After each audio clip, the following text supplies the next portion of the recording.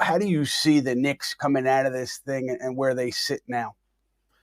Listen, they have a winning record on the road, and I don't care who you play in the NBA. If you win on the road, it's a win on the road. And that's going to be very important. If you look at the top six or who's going to come in the top six of the East, and then like what order they're going to come in, you got to go like 15-15 against the West, and then you got to win like 2/3 of your games inside the conference. So beating Washington and Charlotte is important. And then to see some guys like DiVincenzo pick up the offense, which the Knicks need. The Knicks need it every night.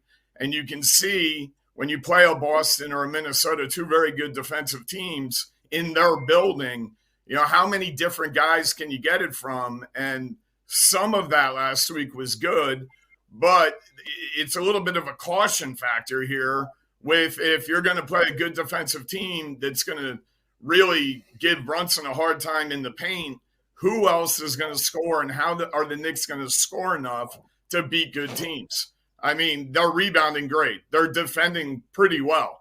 So it's coming back to the offense, which is going in the right direction. But you just can't play a good team with a good plan for Brunson, and then things fall apart.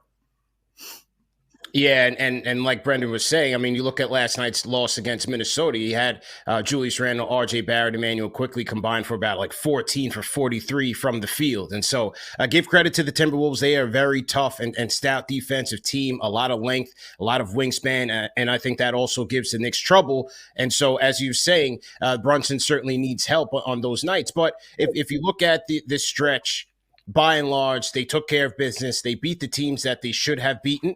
And when it comes to Boston and it comes to Minnesota, it just seems like the Knicks are just not quite there yet. But it's still very early in the season. We haven't even reached the quarter season mark. It's a marathon. It's not a sprint. But so far, we have Julius and Jalen getting back on track. The Knicks defense has been fairly good. You have Mitchell Robinson rebounding at a ridiculous rate. And then the three-point accuracy. The major mark that Tom Thibodeau is keeping an eye on. It's one that I'm keeping an eye on this season. Through that stretch, they've shot the three ball at about 40%. You have Jalen Brunson, RJ Barrett leading that charge, IQ, and then Dante DiVincenzo. The reason they brought him in here was to help in that regard as well. So I think that's an area that we can keep taking a look at, but so far, so good.